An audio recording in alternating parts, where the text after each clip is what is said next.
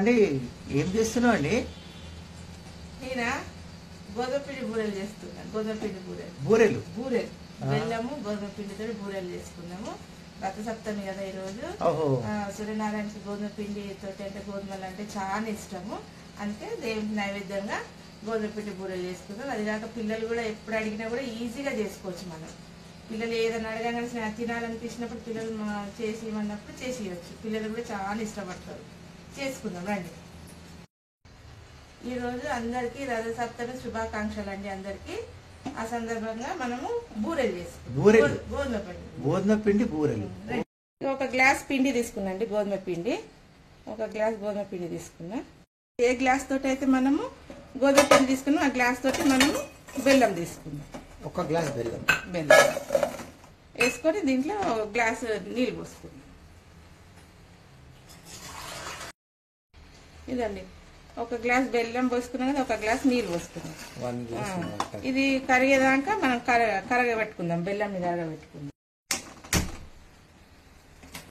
ఇదండి ఒక గ్లాస్ గోధుమ పిండి తీసుకున్నాం కదా, దీని లోపల కొంచెం కాజు బాదాం సన్నగా దంచి పొడి చేసి వేస్తున్నాం. సన్నగా కచ్చపచ్చ తింటుంటే నోటికి తలుగుతుంటాయి కదా మంచిగా. అట్లనే 2 యాలకలు పొడి చేస్తాం. పొడి 2 ఇలాచీల పొడి వేస్తాం. కొంచెం 2 చిటికెడు తినే సోడా వేస్తాం. చిటికెడే అయిపోయింది. బెల్లం అంతా కదా ఫిల్టర్ చేసుకుందాం. ఎందుకంటే దీంట్లో ఉష్క గిట్ట ఉంటుంది కదా, జర చెత్త ఉంటుంది, ఫిల్టర్ చేసుకుందాం.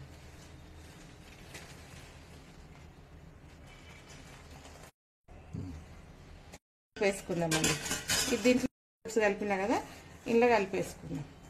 కొంచెం కొంచెం వేసి అండి ఇది మంచిగా పిండి వేసి మనం ఇట్లా లిక్విడ్ లాగా చేసుకోవాలి. మనము దోశల పిండి ఎట్లుంటుంది ఇడ్లీ పిండి అట్లా నూనెలో వేయనికే వస్తాయి. వేసేటట్టు ఒక గంట తీసుకొని వేసేటట్టు జారుగా కలుపుకోవాలి. ఇంకా కొన్ని తక్కువ ఒక చిటికెడు ఉప్పు వేసుకుందామండి. చిటికెడు ఉప్పు దీని స్వీట్నెస్ అనేది తెలుస్తుంది అనమాట. ఇక ఇట్లా కలుపుకోవాలండి జారుగా. ఇట్లా కలుపుకొని దీంట్లో కొంచెం నెయ్యి వేసుకుందాం. ఆయిల్ అయితే రెడీగా ఉంది, పోసుకున్నాం. కడాయి రెడీగా ఉంది, ఆయిల్ పోసేసుకుందాం. వేసుకుందామండి ఇదో నెయ్యి కలిపి 10 నిమిషాలు పక్కకు పెట్టాలండి. దీన్ని నూనె కాగే వరకు, నూనె అది కాగే వరకు జర కొంతసేపు నానుతుంది మంచిగా. నూనె అయితే కాగిందండి, సిమ్ చేసుకోవాలి. సిమ్లో పెట్టి ఇది ఒక్కొక్క గంట చిన్నగా అప్పలాగా వేసుకోవాలి. ఇది ఇట్లా వేసుకుందాం. బూరెల్లాగా వేసుకుందాం. బూరెలు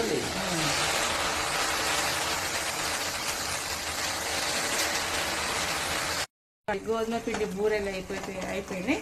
తీసేసుకుందాం. మెత్తగా స్పాంజీ ఎంత మంచిగా చూడండి. మెత్తగా గోధుమ పిండి బూరెలు పిల్లలైతే ఇష్టంగా తింటారండి, చాలా ఇష్టంగా తింటారు. పెద్దలు కానీ ముసలిళ్ళకైతే ఇక నోట్లో వేస్తేనే కరిగిపోతుంది. ఇదా గోధుమ పిండి బూరెలు అండి, ఎంత బాగున్నాయి చూడు, టేస్ట్గా ఉన్నాయి. చూడండి ఇక ఇట్లా ఇప్పుతేనే ఇట్లా కాలుతున్నాయి. చాలా స్పాంజీ అంటే స్పాంజీ కూడా సూపర్, వెరీ నైస్, చాలా స్పాంజీ అండి. రెడీ. ఇగోండి దేవునికి అయితే పెట్టేద్దాము. గోధుమ పిండి బూరెలు అండి, గోధుమ పిండి బూరెలు చూడండి ఎంత మెత్తగా స్పాంజీ అంటే సుపి దగ్గర